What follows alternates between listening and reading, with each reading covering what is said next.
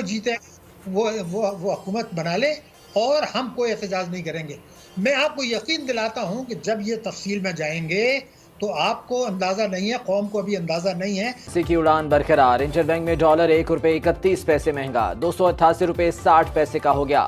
कि if the dollar keeps on increasing you will have no fuel because खत्म होगी। अब क्योंकि मलेशिया के जो वज़ीर आज़म हैं वो आए हैं, अभी ये हो तो नहीं सकता कि मलेशिया का प्राइम मिनिस्टर आके कहे चाइनीज को कि तुम कि 2024 और 2025 में एक अज़दहा हमारी तरफ बढ़ रहा है, इसलिए कि 95 अरब डॉलर के आपने 3 साल में कर्जे वापस करने हैं। तो शाहिद साहब फिर तो वही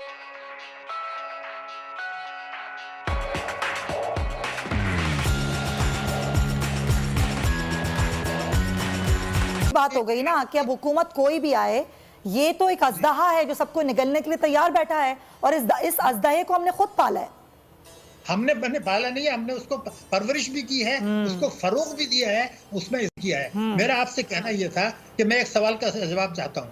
देखिए, अवाम तो तबाह हो गया, आपने मुल्क की सलामती को भी खतरे में डाल दिया, आपने जौहरी प्रोग्राम को भी डाल दिया और आपने मिसाइल प्रोग्राम को भी डाल दिया, आपने जोग्राफिया नक्शे को भी पाकिस्तान के खतरे में डाल दिया। मुझे सिर्फ एक बात बता दीजिए, एक तो आप बैरूनी कर्जे 2024 में अदा नहीं कर सकेंगे।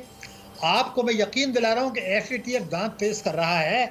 आपने खुद कहा, स्टेट बैंक ने कहा, हुकूमत ने कहा कि जनाब सट्टेबाजी हुई है, हुंडी हवाला हुआ है, तो यही तो मनी लॉन्ड्रिंग है, यही तो टेरर फाइनेंस। तो सर ये जो हम IMF के सामने हैं, IMF की तमाम शराइत भी पूरी करते हैं, IMF अभी तक हमारे साथ स्टाफ मुआहिदा नहीं करता। अभी कुछ दिनों पहले आपने देखा होगा एक्सचेंज कंपनियों ने ये कहा कि हम आपको पैसे देते हैं जो तमाम जो ओवरसीज पाकिस्तानी हैं उनसे जमा करके, और उसका एक हम मुआहिदा बनाते हैं, आपको IMF से कर्ज देने की जरूरत ही नहीं है। तो ये जो इस तरह के प्लान्स होते हैं, इस पर कोई वर्किंग क्यों नहीं होती? बाकायदा रिटर्न फॉर्म में ये वजारत खजाना को ये मीटिंग में कायमा कमेटी की बात की गई है।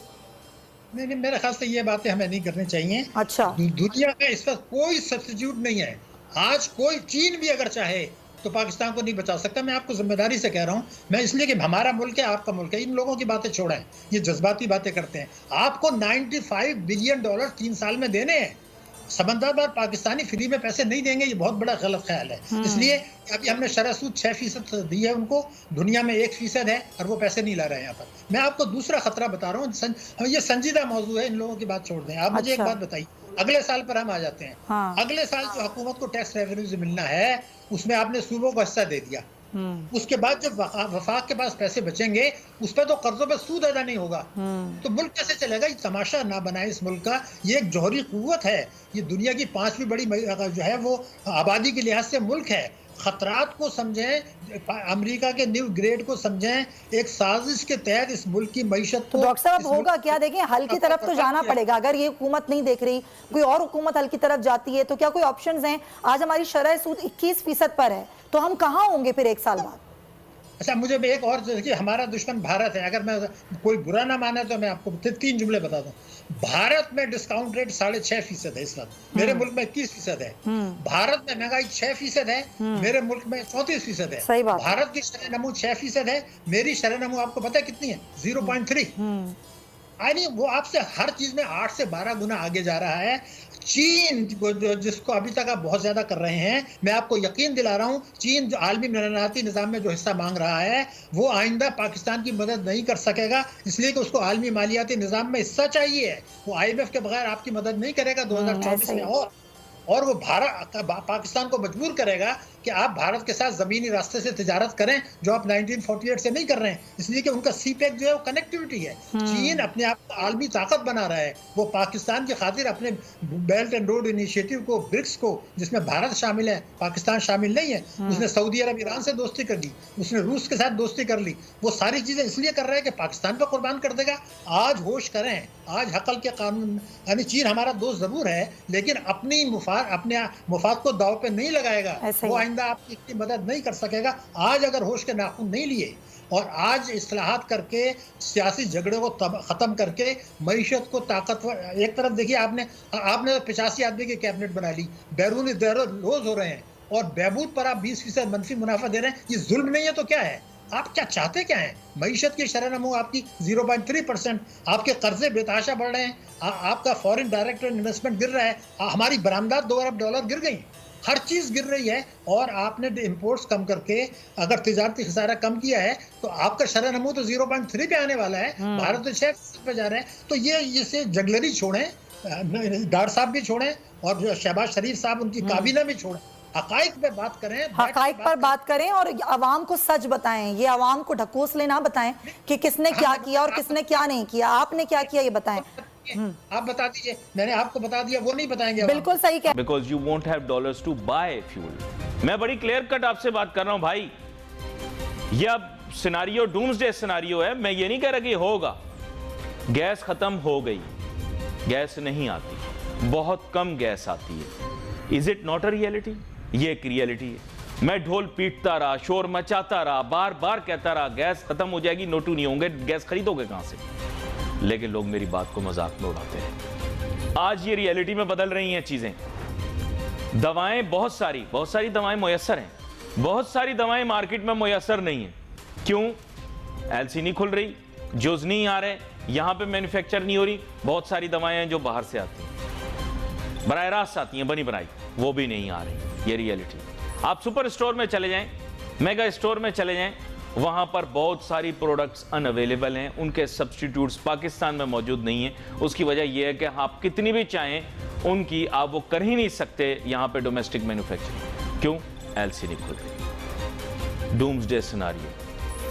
फ्यूल अगर खत्म हो जाए, गॉड फॉरबिड, मैं नहीं कहता होगा, जो मुझे दिख रहा है मैं आपको बता रहा हूं। डॉलर अगर एनीथिंग बैंक से लें और आप बिजनेस करें, यहां तो वैसे ही ना बिजली आ रही है ना गैस आ रही है। इंडस्ट्री आप चला लें बिजली के बगैर, इंडस्ट्री आप चला लें गैस के बगैर, इंडस्ट्री आप चला लें स्टेबल करेंसी ना होने के बावजूद। ये तीन जो बिजनेस के डायनामिक्स होते हैं, ये तीन इंग्रेडिएंट्स होते हैं, ये आप बिजनेस को नहीं देंगे तो कहां से होगा? इंसान को अगर आप खाना नहीं देंगे तो इंसान एक हफ्ते तक रहेगा, वरना इसके बाद तो वो डाई हो जाएगा। इसी तरह से इंडस्ट्री है, उसको आप इंग्रेडिएंट्स नहीं देंगे तो इंडस्ट्री भी खत्म हो जाएगी, और इंडस्ट्री खत्म हो जाएगी तो मेरे ख्याल में ये पाकिस्तान की इकोनॉमी जो है ना बिल्कुल समझ पैकअप हो जा रही है, और ये पैकअप होते हुए जा रही है। आप देखेंगे इकोनॉमिक इंडिकेटर्स बता रहे हैं कि आपकी इकोनॉमी जो है ना श्रिंक हो रही है, और इसी वजह से आपके जो रेवेन्यूज़ हैं, आप किसी भी गवर्नमेंट ऑफिसर को पूछ लें कि आपके रेवेन्यूज़ की क्या पोजीशन है,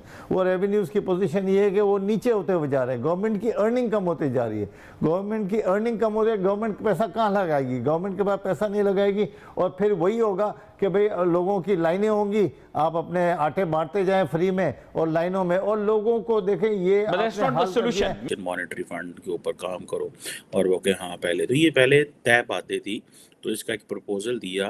तो इस प्रपोजल देने की सिग्निफिकेंस ये हो सकती है कि जो चाइनीज़ हैं वो ये बता सकते हैं कि देखें जी ये एशिया पैसिफिक है, ये ममालिक मेरे साथ हैं, मुझे मलेशिया ने ये प्रपोज़ल दिया और मैं इस पे काम कर रहा हूँ। तो ये मलेशिया को कहा गया होगा चाइनीज़ की तरफ से कि आप जाके वो प्रपोज़ल जो है वो हमारे सामने रखे और हम कहेंगे हाँ जी हमें ये क्या है। अब और ये जो ये चीज़ है, अब प्रेसिडेंट शी जिनपिंग जो हैं उन्होंने कहा जी कि हाँ मैं जो एशियन मॉनेटरी फंड का प्रपोजल है उसको एक्सेप्ट करता हूँ। अच्छा, इसमें क्वेश्चन ये आता है कि where does India stand in this de-dollarization. थोड़े दिन पहले मैंने एक आपके साथ डिस्कशन की थी कि इंडिया दुनिया के 18 मुल्कों के साथ मिलकर ये बात कर रहा है कि हाँ भाई हम अपनी करेंसी में कारोबार करेंगे, हमें नहीं चाहिए, डॉलर की ज़रूरत नहीं है। एक तरफ India, don't forget, India is a part of the quadrilateral security dialogue with the American. इस वक्त हैंड इन ग्लव जब भी यहाँ चल रही हैं अमेरिका और इंडिया की बड़ी टाइट किस्म की, बड़ा यारियां दोस्तियां फड़ लो बल्ले बल्ले, ना अमरीकियों सा आ रहा है तो ना इंडियंस को सा आ रहा है कि जनाब किधर जा रहे हैं, वाह वाह हो रही है इस दफ़ा, ठीक है, डेलीगेशन जा रहे हैं, होलियाँ मना रहे हैं। लेकिन this is a very critical point कि ये जो चीज़ है कि क्या अगर ये डी-डॉलराइजेशन होती है, ठीक है, डॉलर की वैल्यू कम करने, where will India stand? India कह रहा है जी मैं इकॉनमी खड़ा, ठीक है। इससे पहले आपको पता है कि एक एशियन इंफ्रास्ट्रक्चर इन्वेस्टमेंट बैंक बना था, ठीक है, उस एशियन इंफ्रास्ट्रक्चर इन्वेस्टमेंट बैंक में भी इंडिया जो है वो अंदर है उसके, ठीक है। और उसका I think if I am not wrong कि उसके जो और जो मैकेनिज्म इस तरह के वो है, तो आई थिंक उसका हेडक्वार्टर चाइना में, शंघाई में, लेकिन the Indians get a very serious senior position उसमें लेते हैं उस एशियन इंफ्रास्ट्रक्चर इन्वेस्टमेंट बैंक में। तो ये बेसिकली एक टर्म होती है, इसको हम बोलते हैं बेसिकली वेस्ट ने क्या किया था, अमेरिका ने क्या किया था कि उन्होंने एक इंस्टीट्यूशनल हेजेमनी मेंटेन की थी। इंस्टीट्यूशनल हेजेमनी मींस कि through institutions they make an influence, through security council, through financial institutions, through legal institutions, through so many other ways.